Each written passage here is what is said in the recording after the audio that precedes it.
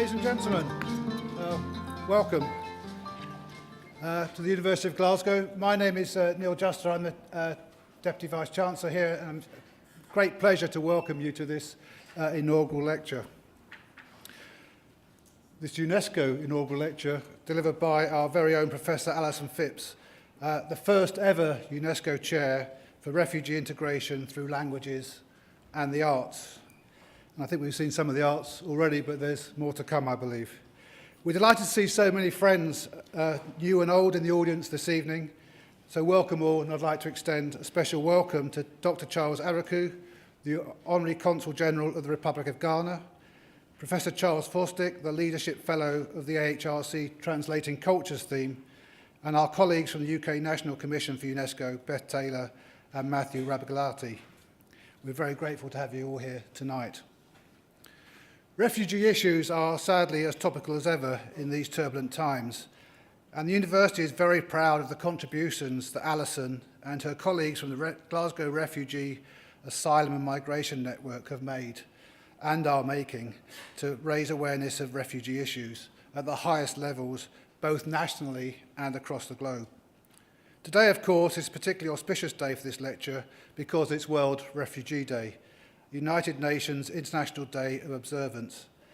It's also the start of the Refugee Festival Scotland 2017, a two-week programme of art, music, theatre, food and drink and community and family events that celebrate the rich contribution that refugees and refugee communities make to our national culture. The theme of the 2017 conference is Connect, and the festival's aim this year is to encourage people from all walks of Scottish society to connect with refugees in their own communities, embracing them as their newfound neighbours, colleagues, classmates and friends. I'm sure that Alison will have much more to say about that in her lecture in a little while.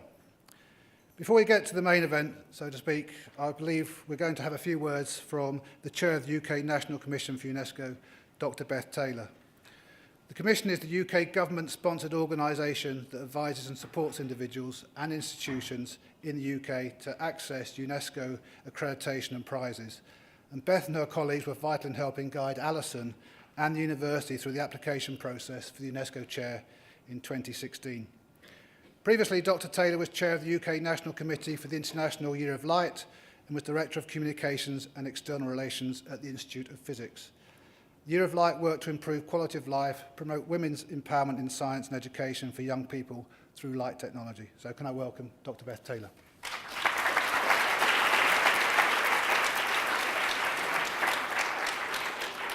Thank you very much, Neil, and good evening, ladies and gentlemen. It's a real privilege to be here tonight for this wonderful occasion, particularly for me because I grew up in Glasgow in the 1950s and 60s, although I have to say it was never so exciting then, so it's wonderful to be here. As Chair of the National Commission for UNESCO, I'm also grateful for the opportunity just to say a few words to put the UNESCO Chair into the Scottish context, and maybe to say something about what I think is the relevance of UNESCO for today and particularly for Alison's chair. Scotland's currently home to 35 different UNESCO designations, ranging geographically from Shetland in the north to Galloway in the south and St Kilda in the west to Aberdeen in the east. I think most people, when they think of UNESCO, they think of World Heritage Sites.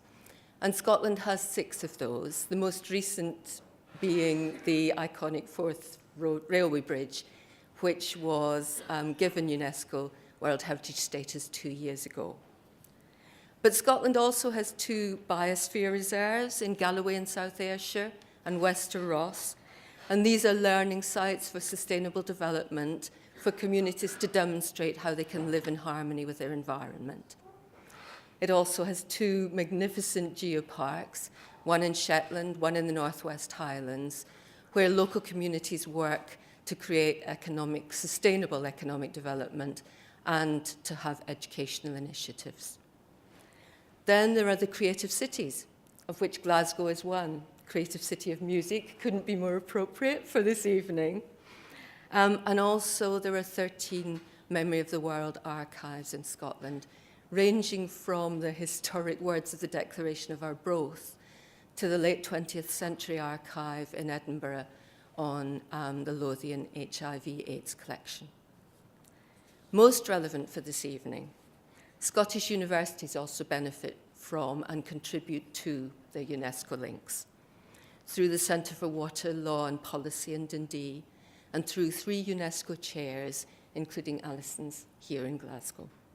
And 5 Scottish winners to date, I should say as a scientist, of the L'Oréal UNESCO for Women in Science Fellowships, and I hope there will be more of those in the future. But UNESCO is, of course, about much more than individual designations.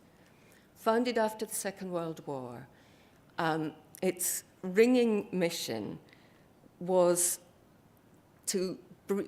because, sorry, I'm not doing this right. I think it has a ringing mission, which is that because wars begin in the minds of men and women, by the way, we've added the "and women" more recently, then the only place you can stop them is also in the minds of men and women. And UNESCO's founders recognized that a peace that's based solely on the political and economic arrangements of governments is never going to last, that it has to be about the way those governments' people feel. And I think looking around the world today, that was really prescient. It's got to be about people's feelings and not about government diktat. So the founding member states recognized that they needed to increase communication and international cooperation in the fields in which UNESCO is working, which is education, science, culture, and more recently, communication. UNESCO's global networks, including, of course, university chairs, create powerful mechanisms for collaborating with colleagues across borders and helping friends around the world, especially in the developing world, to tackle the challenges they face. They're a vital link in developing the dialogue and cooperation which underpin UNESCO's mission of promoting lasting peace. So many congratulations to Alison, not just for her outstanding academic achievements, which have led to the award of the UNESCO Chair, but also for the role I know she's already playing in building that mutual respect and understanding with colleagues around the world. Thank you.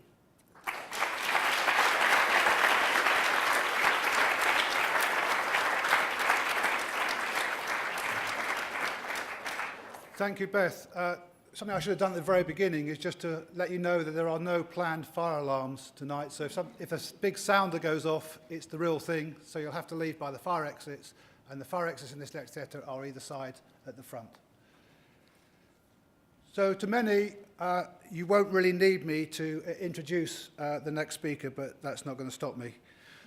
Alison Phipps is Professor of Languages and Intercultural Studies here at the University of Glasgow and the co-convener of the Glasgow Refugee Asylum and Migration Network, known as GRAMNet, and recently appointed UNESCO Chair in Refugee Integration through Languages and the Arts. Alison is both a Fellow of the Royal Society of Edinburgh and of the Academy of Social Sciences, and she's currently the Principal Investigator of a £2 million AHRC large grant researching multilingually at the borders of language, the body, law, and the state. In 2011, she was voted Best College Teacher by the student body and received a University of Glasgow Teaching Excellence Award for her career distinguished by excellence.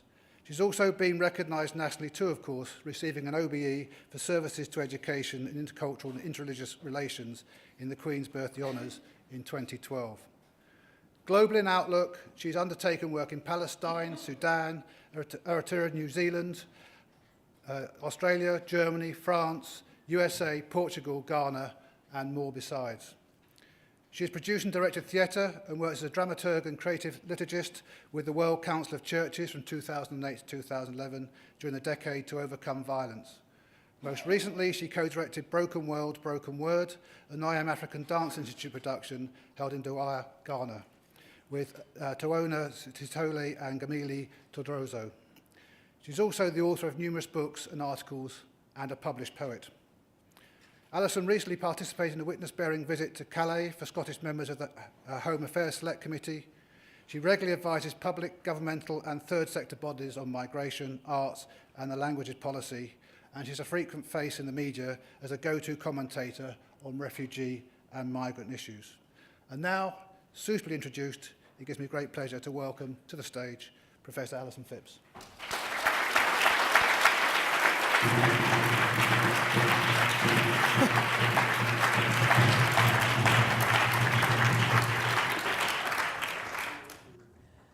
Thank you very much indeed, and thanks go particularly to UNESCO and to the principal of the university for helping establish this chair here in Glasgow.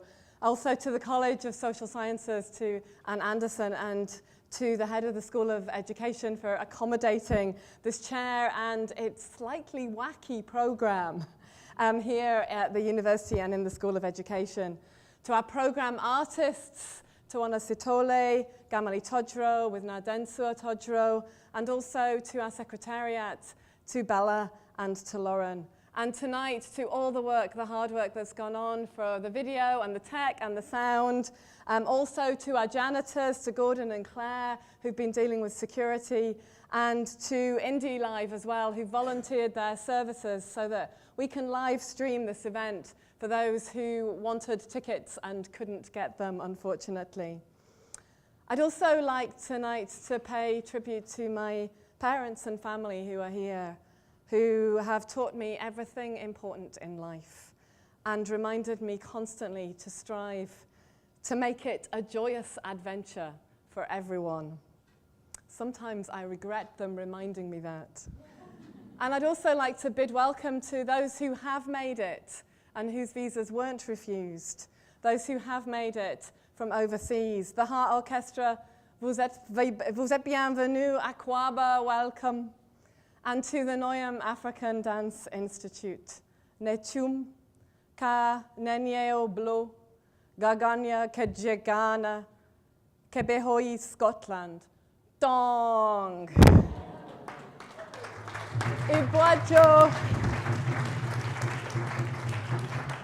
Ibwajo, Kaniepe Wahe, Nehi O, Scotland. Well, welcome to Scotland. It's a fantastic country. Karibu sana Glasgow. Ni mahali pazuri sana pa kuishi na kushirikiana na watu. Tervetuloa Skotlantiin. Benvenuti a Glasgow. Nous vous recueillons en Écosse et j'espère que tu seras très content ici. Benvidos a Glasgow. Esperamos que o pasedes moi ben aquí. Vi estas bonvena en Glasgow. Kia ora, ina mana, ina reo, ina hoefa, no mai, haere mai, haere mai. Tēnā koutou, tēnā koutou, tēnā koutou katoa. Ha faaltje vla rov ule aan de ballen Glasgow. Vi er rigtig glade for at have dig i Glasgow. Bem-vindos à Escócia, é país fantástico. Welcome to Scotland, welcome to Glasgow. You'll find home here. 欢迎来到苏格兰，欢迎来到格拉斯哥，在这儿你才会找到家的感觉。Sveiki atvykę į Glasgow. Θα ήθελα απλώς να σας καλωσορίσω στη Γλασκόβη. Witajcie w Szkocji. Hello, welcome to Glasgow. Всі відвезли Glasgow. Це надзвичайно дружнє і відкрите місто. نرحب بكم في مدينة غلاسكو. Καλώς ήρθατε στη Γλασκόβη. You're welcome in this lovely city of Glasgow. Ламухелесехиле мо Glasgow. Добро пожаловать в Шотландию. Vothe mkaribishwa mdheha Glasgow ni handu hedi vandu veiteka hamwe na kuhira shughuli hamwe na kugaya hamwe. You are welcome to Glasgow, everyone, a city that is for all the people and that is full of friendship and warmth. You will love it here. Bine ați venit în Glasgow tuturor, un oraș plin de prietenie și de căldură. O să vă placă foarte mult aici.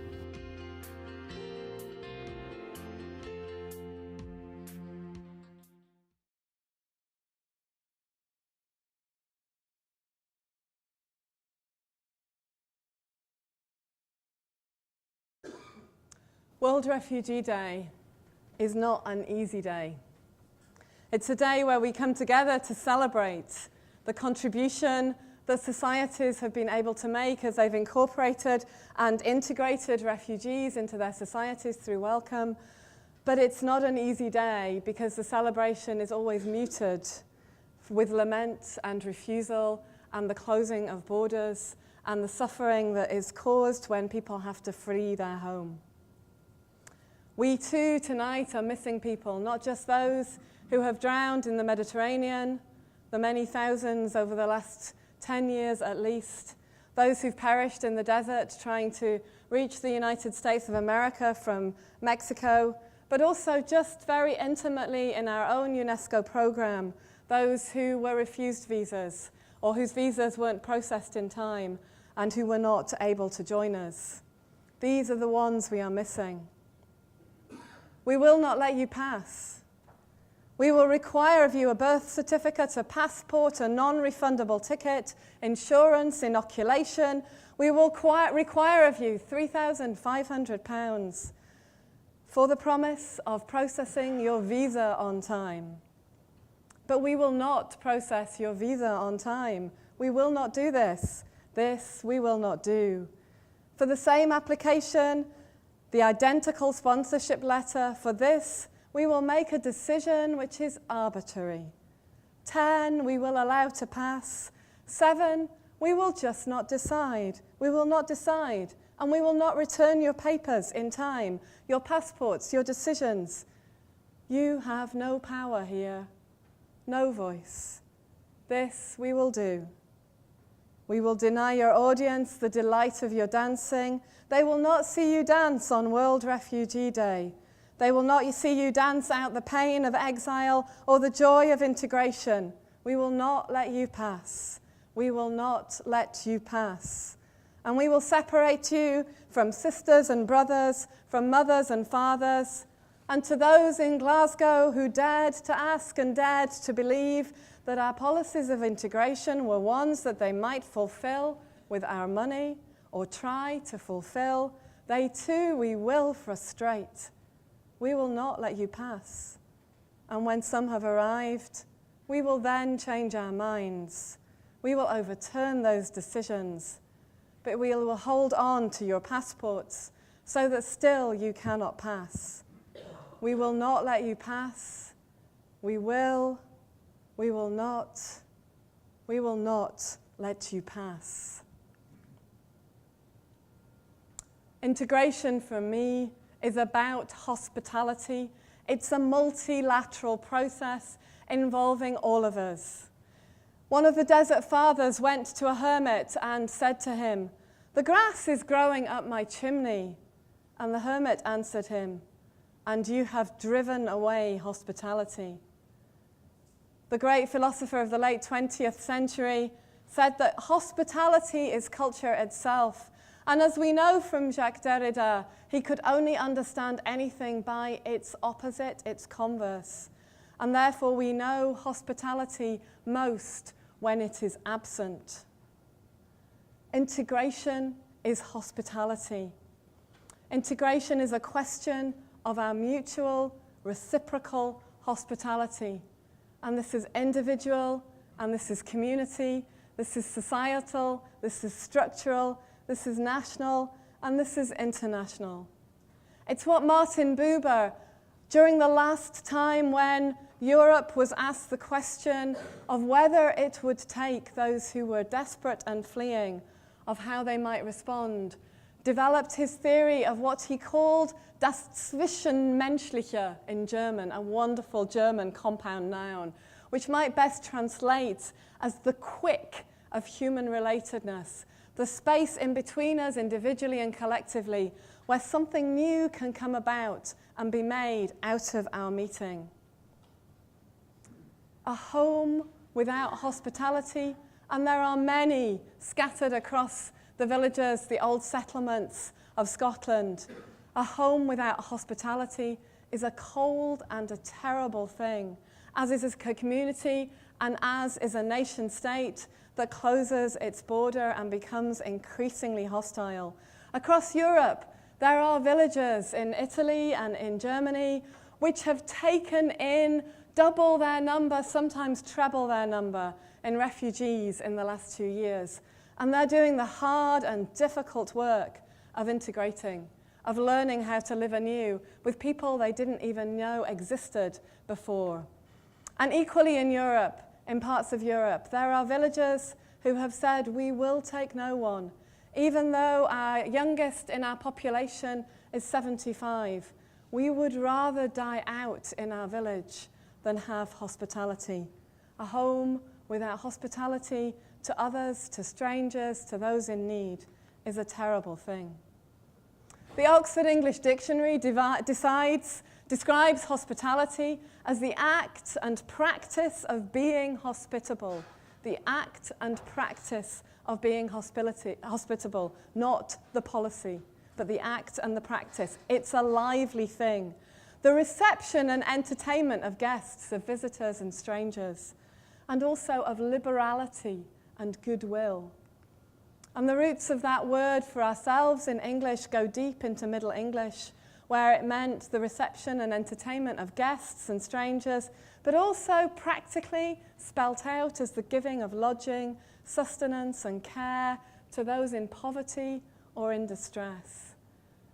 Taking that as its root and example from 1384 in the Wycliffe translation of the Bible, an extraordinary brave act of linguistic hospitality, as the keeping hospitality, that is harbouring of poorer men, the harbouring in the sense of a harbour of poor people. Anne Carson, poet and Greek scholar, has written an amazing book called The Economy of the Unjust. And in this, she points to the way that the root of the word that we use for guest is xenia, is guest friendship. But also that xenia is the same word in Greek for host. So when you speak of xenia, you speak of both host and guest in one, of the practice, therefore, of guest friendship, with no distinction being made. And in that book, which she looks at the development of this term xenia as being a precursor to the point at which people started to pay poets and entertainers for their entertainment. So on the cusp of the development of a mercantile society. But what she said about hospitality, about xenia, about guest friendship, was that it is emphatically non-mercantile in spirit. Perhaps not in practice, but in spirit. That profit in our hospitality relationships is not the point. The point, in fact, for all involved, is to constantly put yourself in debt. The point was to put yourself in debt, interculturally, linguistically, nationally, at community level, internationally. We're talking in the realm of hospitality of a gift economy of reciprocity, where collectively and individually we practice the arts of hospitality and their exchange. So integration is the art of making culture as reciprocity. And here you can see the moment at which, off the weaving frame in Kumasi, in Ghana, a cloth was purchased as part of reciprocal relationships within our work. And it's now what I'm wearing as part of a research output from our Arts and Humanities Researching Multilingually project. I really never thought I would wear one of the outputs of my project, thanks to Nadensua Tordzro for her extraordinary skills and gifts. We also know integration. We know when we're experiencing it, because it's when we're not experiencing its converse, disintegration. As W.B. Yeats said, things fall apart, the center cannot hold. And as the center disintegrates, that's where people scatter and flee, and that disintegration leads to the need for hospitality and for new forms of integration. We know it through the displacements and the dispossessions of land and property. And this is an intriguing slide from our witness-bearing visit with members of the Home Affairs and Justice Select Committee in the UK Parliament from Scotland, who joined, 6 of them, joined 6 of us, 2 experts by experience, young alumni of the University of Glasgow, Pina Aksu and Amal Azuddin, who came to be with us and teach us about what it means to live in the UK as refugees and young people. And Teresa Piertintini, who I know is here tonight, joining me as an academic to think about how we bear witness in academic terms to what we're doing. And 2 experts in trauma and psychology who could help us and help others deal with the consequences of disintegration, displacement, and dispossession, and the ways in which those affect those who try and offer humanitarian aid. In 1943, Hannah Arendt, whose work is again being cited regularly at the moment, as she arrived in New York in 1943, wrote an extraordinary short essay, which has been certainly a source of meditation for myself for the last 2 years. And in it, she concluded that the concomity of the European peoples went to pieces when and because it allowed its weakest member to be excluded and persecuted. And on the day when the Brexit negotiations begin, and we look at the European project and its Nobel Prize-winning pursuits, begin to think about its own disintegration, her words are most prescient to us. She also said, and this is what the great scholar of post-colonialism, Achille Mbembe, would call necropolitics, a politics of death acted out on the most vulnerable. She also said that apparently nobody wants to know that contemporary history has created a new kind of human being, the refugee, the kind that are put either in concentration camps by their foes or in internment camps by their friends. And here we have an image again from the internment camps of Calais, those ad hoc shelters full of life and quite a degree of beauty in their construction, and also the static symbols, those white encased containers where people were placed, and which Teresa Piacentina has written about so beautifully as being the prime symbol of globalization and the movement of goods, being here used to fix human beings in place, the movement being changed to being static. What might we do in this circumstance to think about ways of living together that might be harboring of goodwill, of entertainment and hospitality? And for this, I think we need to return to those practices of decolonization, the sharing of our spaces with others in different ways. De kuno. Tazungaira mambo. Daindiri shiri ndai buruka. Toti chino vetuka madhodha ngachivetuke. Vetu. Chino vetuka madhodha ngachivetuke. Vetu.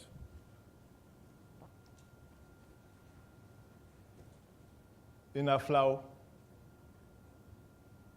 there is no one to check you in or check you out.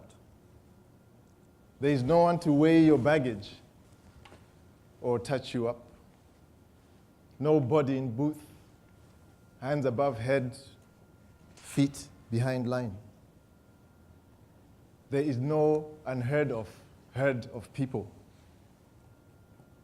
No holding pens, no paper cuts. No board, no number, no pass, no gate. There is no priority clearance, no catwalk for the privileged. No EU, none EU. No dignity stripping interview. There is no verification of identity. Kwaiwe, Diwan, Naiwe, Mobvepi, Konaiwe, Wendepi.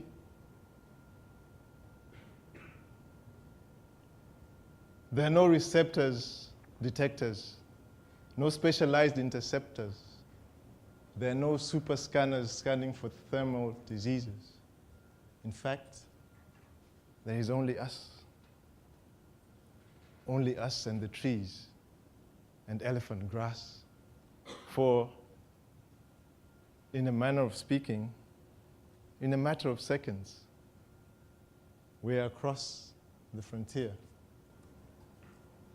border crossing in Togo. It wasn't elephant grass, was it? Surely it was flax. And the ground was stony and my feet bare, close to the broken road. I was just walking across the road into a field, and there were friends with me, and our skin was on fire because the day was pregnant with gifts coming close to their time. You knew we stood on hallowed ground, as did I. The natural ditch between a road and a field is a place where magic and mischief have always been made. There were admonishments, but they were laughing, not fearful. There were remonstrations, but they only served to strengthen our resolve and the sense of safety. I saw no elephants in the grass, no snakes or angels either, but the flax was growing, the twine which would weave enchantments, opening this improbable border ground beneath our bare feet, to be another unstoppable conduit for the stories between us about to be born. This is the border between Ghana and Togo.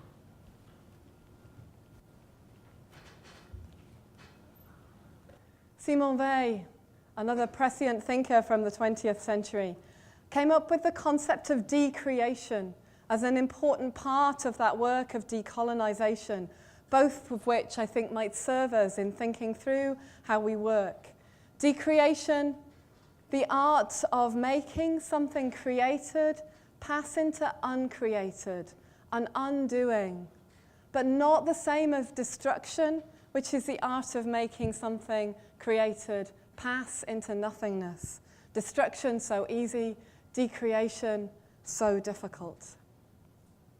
Which brings me to the work of our UNESCO Chair program, a program intellectually grounded in the work of decreation for each of us as a continuing process to enable us to integrate, and of decolonization, of an attempt to share the space that we have, the airtime that we're given more liberally and for goodwill.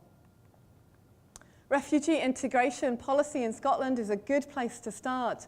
As a devolved matter to the Scottish Parliament, Scotland was one of the first countries worldwide to actually write an integration strategy. It's about to go into its third iteration, and it has taken care to base this on rigorous academic research. Integration in Scotland begins on day one for anyone arriving here. And whether you're an asylum seeker, a refugee, or an economic migrant like myself 20 years ago, you are called a new Scot, being integrated right at the start. Some of the really important work that's been done was done by my colleagues, Alistair Ager and Alison Strang, in 2008, where they dealt with a comprehensive program of indicators of integration that can be used by policymakers. And these have been taken up in many parts of the world, but particularly influential here in Scotland and in the Scottish policies, helping to develop a policy of integration for employment and housing and education and health, but also importantly for our work, looking at social bridges, social bonds, social links, and our long language and cultural knowledge, and how these are part of a safety and stability, all founded on those declarations, those United Nations declarations of rights and citizenship. Refugee integration is our program, but through languages and the arts, many things are rightly devolved to the state, and we do well to make sure and hold our lawmakers to account in holding those faithful promises they make in their vows to do that work of integration in our society. But we've chosen to focus on an area that often has to defend itself and is often neglected and is often productive of what I call deficit models on languages and the arts. So often refugees are told that their problem is their poor English, and yet where we might speak one or maybe two languages, we find many refugees and asylum seekers and many new Scots have several languages that they speak fluently and naturally. We have so much to learn from their language plenty.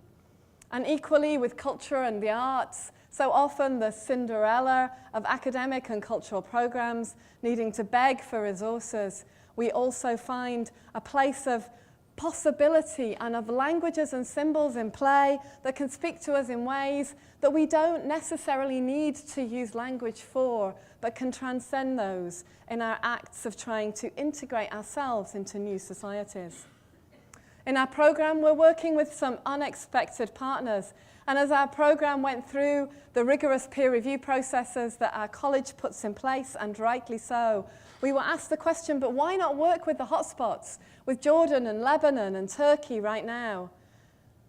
But so much is already known that there's not much more to learn easily in those places that hasn't been done. But there are unexpected places for us to listen to. The articles from the United Nations produced out of that conflict, the creation of the State of Israel by the Balfour Declaration 100 years ago, and the creation of the refugees following the Nakba in Palestine that is ongoing 69 years later. So the Gaza Strip and the Islamic University of Gaza, surviving still and using programs of languages and arts, are one of the places we go to learn about resilience and creativity and the arts. And then Ghana. People always say to me, but Ghana hasn't taken any refugees. Probably every year, according to official UNHCR figures, it's maybe 100,000, 200,000 from conflicts in Liberia and Sierra Leone and other areas with many internally displaced peoples. This makes our rather paltry 25,000 a year and the 1,000 we take into resettlement in the UK somewhat pale into insignificance. And I believe these are places where people have taken not the very large, desperate numbers, but have actually integrated refugee practices into everyday life with the greetings on the streets that just say, and in my tradition or in my language, this is what we would say, so that everyday life is just peppered with the spices of integration in arts and culture. The refugee history in present-day Gaza is perhaps one we can take a lesson from. This is the Islamic University of Gaza before it was destroyed in a bombing raid. And normally what we think of is those images of destruction and disintegration, but this is what our partners have done. A deaf Arabic Sign Language program for the first time for those hearing impaired from the conflict.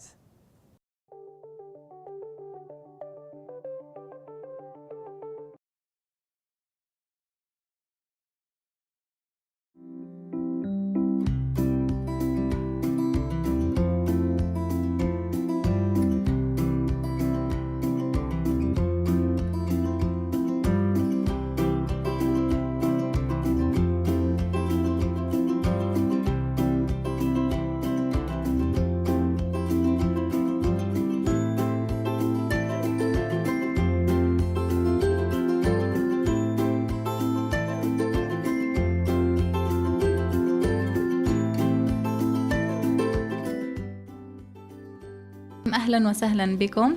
لأول مرة في الجامعة الإسلامية تم فتح تخصص خاص في الصم، فقد جئنا لنتعرف إلى كل الأقسام في الجامعة، وقد عرفنا كل الأماكن في الجامعة.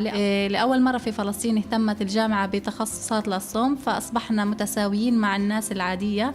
نتمنى أن تتطور ويزداد الاهتمام في الصم إن شاء الله. طبعا شكرا كتير لكم ونحن سعداء جدا.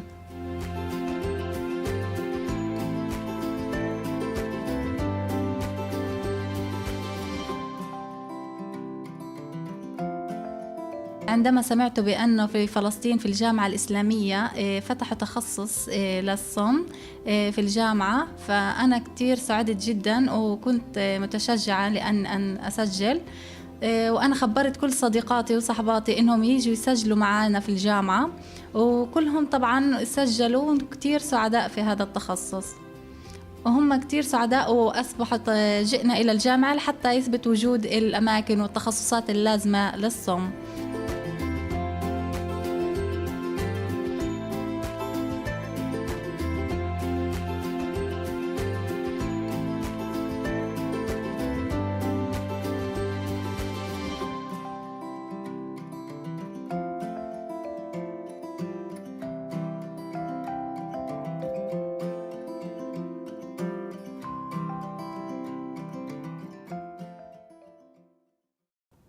Our colleague Nazmi Al-Mastri would love to have been with us today and even been with us on a live stream, but not only would we struggle with the tech, but the current situation with electricity in Gaza Strip with maybe 1 or 2 hours electricity a day has made this impossible.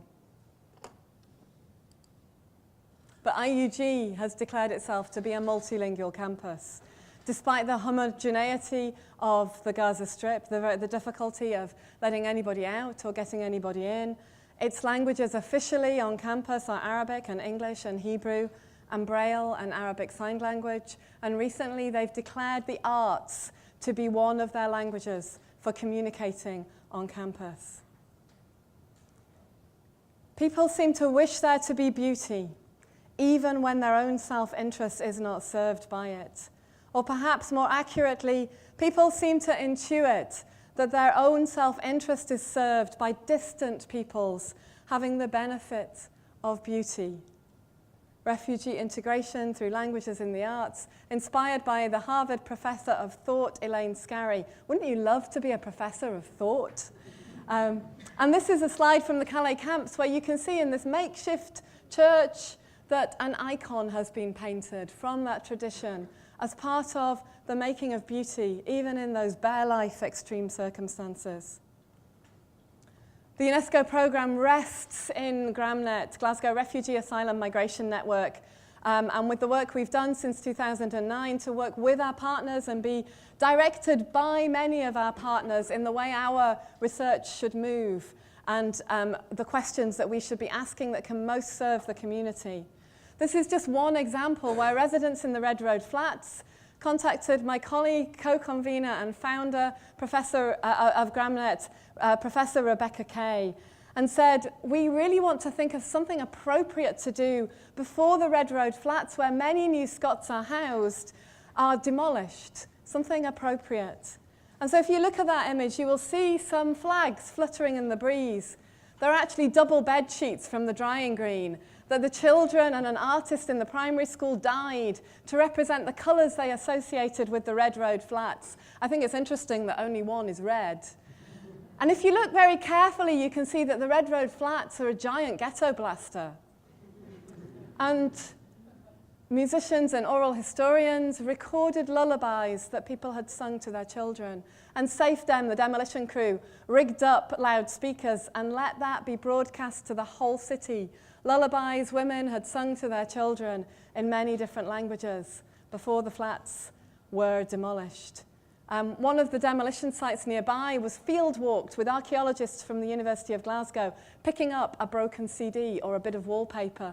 And the children told stories about the CD being an ancient form of the sharing of a playlist with your new boyfriend or girlfriend, and the arguments that would have been had about such hideous wallpaper. And finally, a choir stood in the pouring rain in May at the foot of the Red Road Flats and sang Mongolian throat singing, tonally picking a sound which would pitch their emotion, conducted as a choir that could sing goodbye and voice in song all of those emotions. A fitting lament, a fitting celebration for a place that had been an integrating home. We're working in the programme with UNESCO designations and have started work in the last 6 months, particularly with New Lanark, where our friends from Noyam were able to visit and dance a little on their first day in Scotland. With Cape Coast, the slave fort in Ghana, with Great Zimbabwe, the holy and sacred sites in Zimbabwe. We've been working in Argentina with the Chair of Cultural Tourism and at the University of South Australia with the Chair in Transnational Diasporas. And we're delighted that Dr. Melanie Bark is here from the University of South Australia at present as a scholar with GramNet and with the Chair Programme as an Endeavour Fellow. We've been working with the Ironbridge Institute and also, of course, with the City of Music here in Glasgow. And we're hoping over the next 4 years of our work to begin exchanges and seminars and films and lectures so that what I just took for granted as a European young person able to go to France and Germany on school exchanges can also happen for those from the global south in our partnerships. Both virtually, WhatsApp chats and virtual Skype recordings will be part of our life, but also in person, that we might meet one another and work out the arts of integration together with refugee and asylum and New Scots communities and existing communities here in Scotland. We're looking to establish PhD scholarships, new research programs. A bid went in today despite all the hecticness of what was going on. Working with Noyam African Dance Institute and with our two artists in residence on the programme, Gameli Tordzro and Tawona Sithole, who are employed now as artists in residence by the University of Glasgow. And working with two important principles: that nothing about us without us is for us, learned from the Poverty Truth Commission, that we integrate and work with people on as equal a basis as is possible, giving up some of the ways we work with others, but also that probably what's good for asylum seekers and refugees is good for all of us, so let's all benefit. The dominant scripts in society are those, says Walter Brueggemann, of therapeutic, technocratic consumer militarism, but those scripts have failed. They don't make us safe, and they don't make us happy. People don't change or change much anymore, he says, through doctrine or argument or sheer cognitive appeal, and people don't change much because of moral appeal, at least not these days.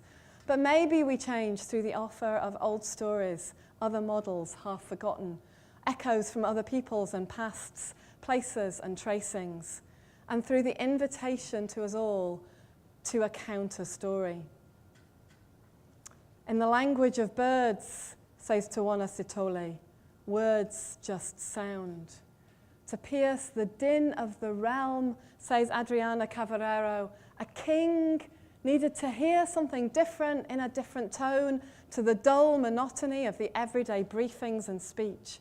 Alive and bodily, unique and unrepeatable, overcoming with her simple sonorous truth the treacherous din of the realm, a woman sings. Jalelelelele, oh, jalelelelele. Jalelelelele, oh, jalelelelele. Jalelelelele, oh, jalelelelele. Jalelelelele, oh, jalelelelele. Munyuko bayena, munyuko bayena, nimade, nimade. Nimade munyuko bayena, munyuko bayena, nimade kucho blayo, eh, jalelelelele. Kwabani agbala na dusho, eh, kwabani agbala na dusho, saki bejenlo, kwabani agbala na dusho. Tete bejenlo, kwabani agbala na dusho. Emami bejenlo, kwabani agbala na dusho. Munyuko bayena, munyuko bayena, nimade, nimade, nimade, munyuko bayena, munyuko bayena, nimade kucho blayo, eh, jalelelelele.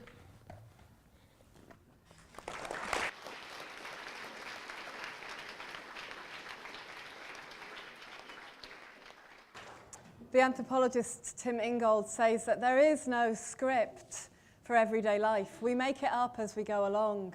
And so much of our work of integrating is always devising, improvising, and what I call languaging.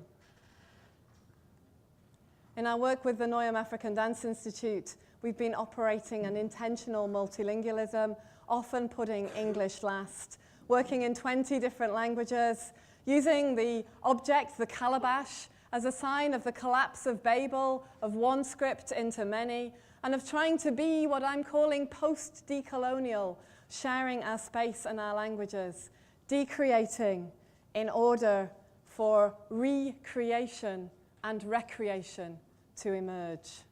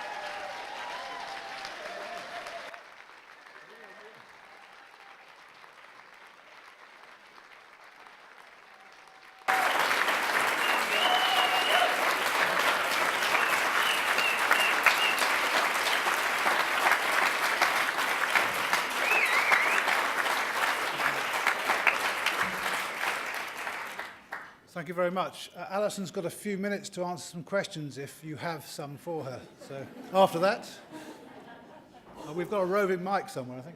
Yeah. Nicola's got it. Yeah. And one over there. Any questions for Alison? One at the very back. Nicola.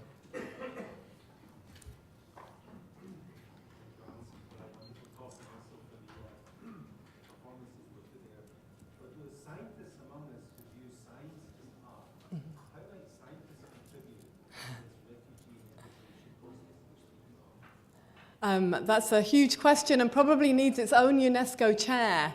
I think, however, that we often separate the sciences and the arts out, when in many ways, increasingly when I'm working, particularly at the moment with engineers, I'm actually seeing a lot of artistic potential within the scientific inquiry and vice versa. So I think some of the integrating that within the academy we need to do is also around those different interdisciplinary and multidisciplinary projects, and that there's a lot to be learned. So recently, Tawona, Sithole and myself were working with the first-year engineers at the University of Glasgow who are doing a project for Engineers Without Borders. And they really needed to understand how it might be that we can communicate when we don't share languages in common, and when you might have all the science right about how to lay a pipe or fit the right structures into a building, but actually it wasn't working because so many of the elements of making things together, of sharing the power,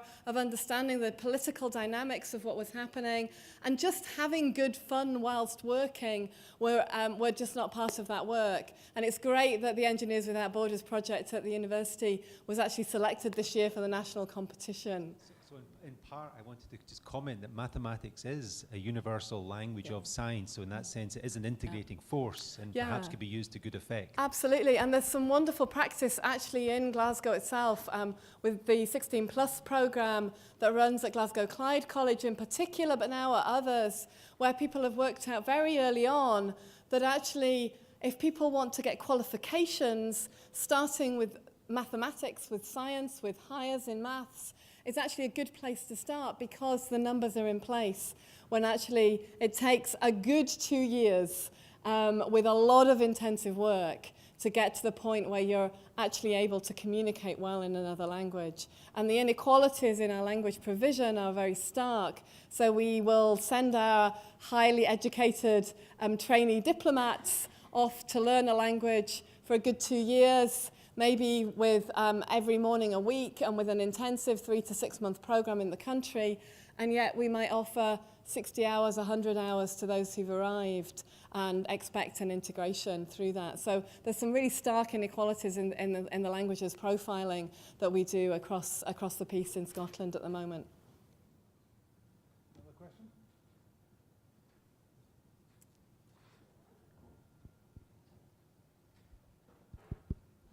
Hi, thank you, Professor, for the talk. I have two questions, actually. The first one is, how do you choose the countries or communities that you work with? And is there any result on the impact of this UNESCO program or indicators? Thank you. Yeah, thank you. So, and bravo for the performance, it was great. So the question of choice is really a question of relationship.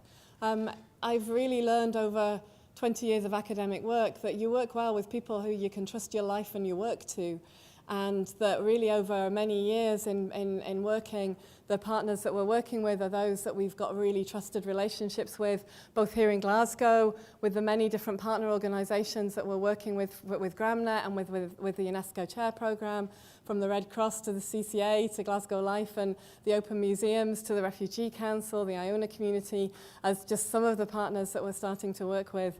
But also with academic partnerships where we have colleagues in place where we just know that when somebody phones you up and says, can you get this application in by a deadline of midnight tomorrow, and you have various bits of work to do, that somehow you'll just all pull together and make it work. And I think that's just an important rule for me in my work, that I work where it's possible and where the doors open, because there are enough doors that it's hard enough to push against to get open in the first place. And in any work which involves visas and crossing borders, that is going to be a major part of the work we have to do with the visa agencies and with the border agencies and passport officers.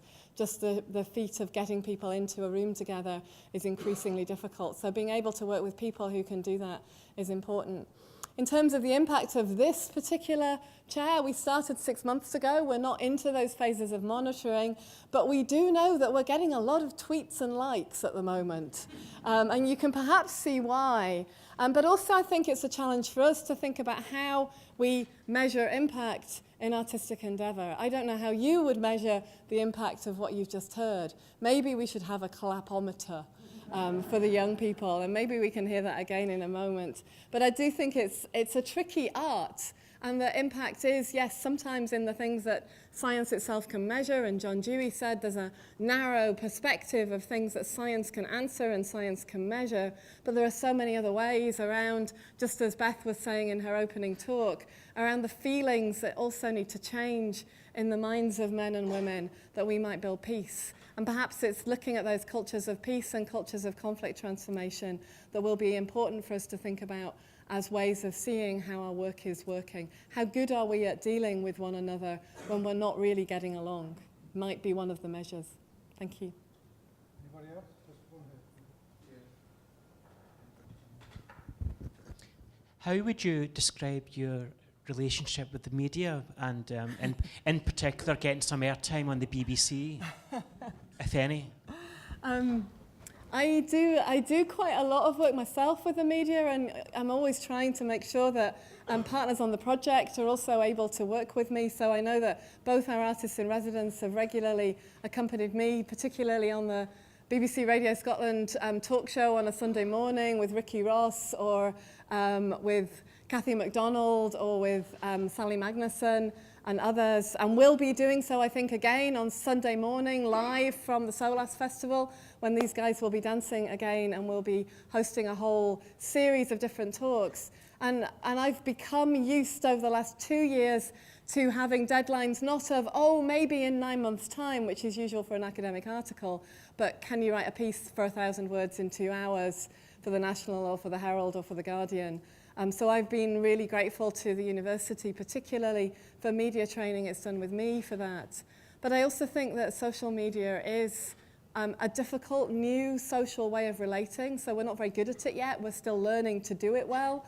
But I have found it's been also a really great way of us being able to stay in touch and do work, particularly with our partners in the Gaza Strip, where they've regularly done interviews with us through World Arabic TV and other media across the Arab world, from work we've been doing, particularly on language programs in the Gaza Strip, because they've been able to do that by just filming me on Skype.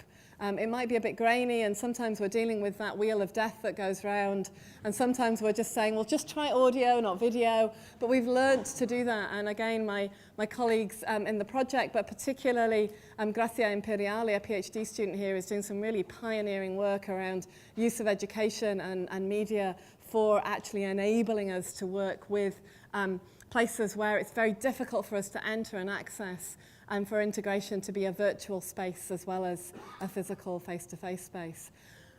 Another thing I perhaps would say about the media is it's a tricky and difficult arena, and at times we found ourselves in GramNet taking the decision to be quiet, to not speak, because the atmosphere has been too toxic, and anything we're doing, in our judgment, and it's been subtle, has been amplifying the toxicity rather than amplifying the sense of complexity and creativity that we would like to be part of analysing and thinking through.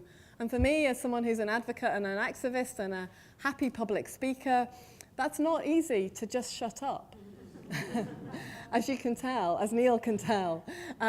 So it's been quite a tricky balance. And at times, I think, because of the impact agenda in universities and in NGOs, people want us to be constantly speaking out on issues, where actually we've often found that sometimes being silent is the more fundamental impact, and can be part of creating a space for people to just slow things down, translate, think, not just rush to a microphone or to a pen, and let things ferment a little and digest which is very much the work we're trying to do in universities, giving people and scaffolding people in the work of enabling us to stop and to think.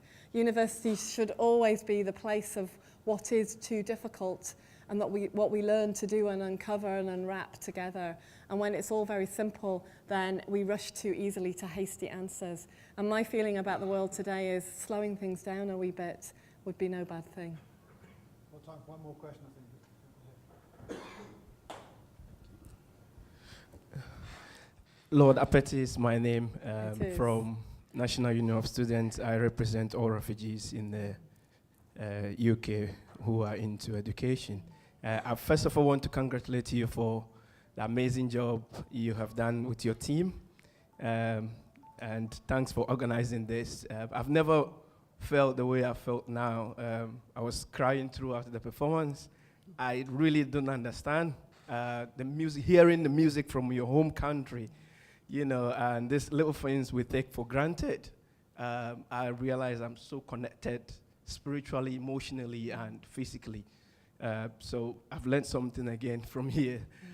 What I want to ask you is, what are we doing about the ESOL program? I think having been the representative for all students, the complaint has been the ESOL is not working. So GramNet, and now we're coming up with another integration language program. So what are we going to do with the ESOL program and make sure it's fit for purpose for refugees and asylum seekers who are in education? Thank you. Thank you, Lord, and it's lovely to meet you and see you again, and congratulations in your role. I wish after 20 years of studying language learning, I had a simple answer to the question of how we can make it easy to learn another language. And I do actually think one of the best ways we can learn is by learning from those who live multilingually day in and day out, like our colleagues, particularly in Ghana. And in other parts of the world and across sub-Saharan Africa, but also places like Indonesia, where multilingualism is the mother tongue, where you're constantly switching in and out. And the question of ESOL, therefore, I think is a question of many languages.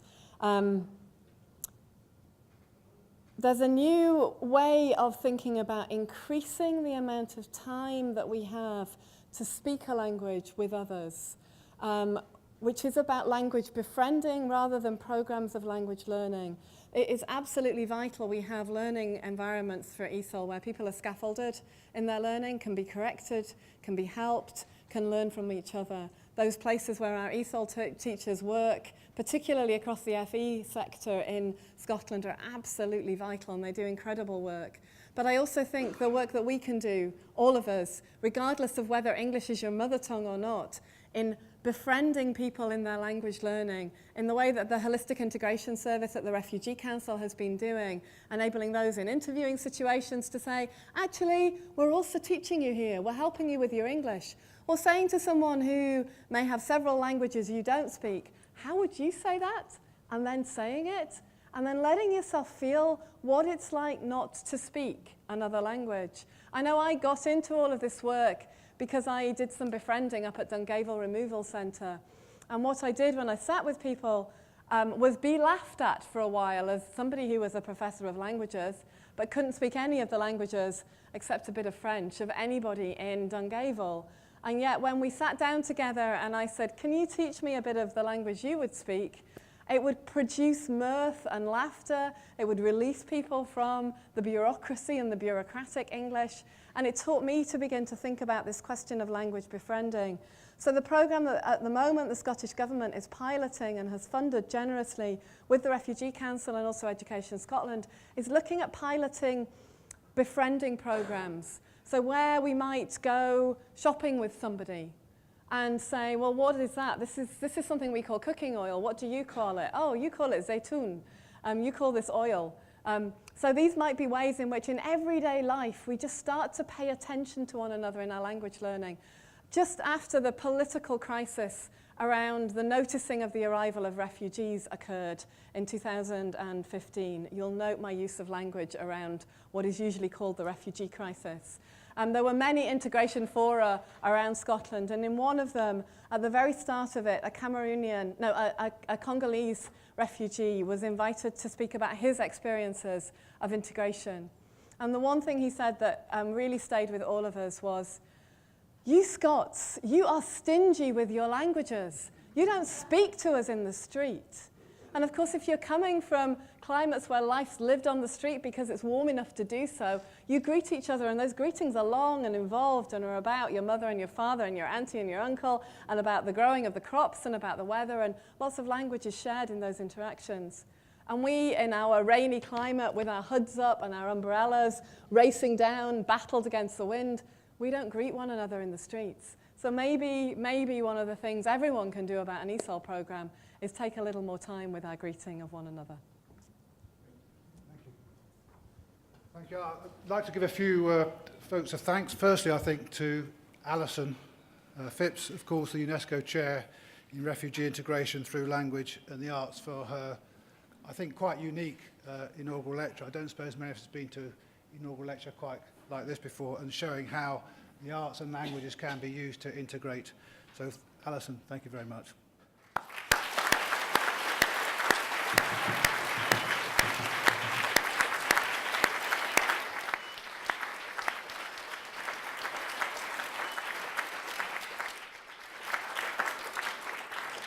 Also saying thank you to Nitete, the Noyam African Dance Institute and the High Orchestra for their wonderful display that they had on at the end of the workshop.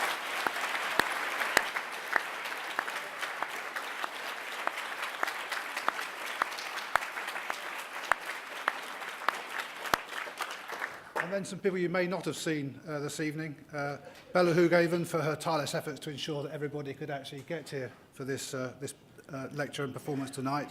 To Stephen Lawrence and Dave Collins, has been a multimedia experience, and it wouldn't have worked without all the technology that's been around us, so thank you very much for setting that up. To Nicholas Mook and the DAO office for actually making sure we can organise and send tickets out for this event. And of course to all of you for coming, and there's no point having a lecture if there's no one sitting there listening and watching, so thank you very much and have a safe journey home. Thank you.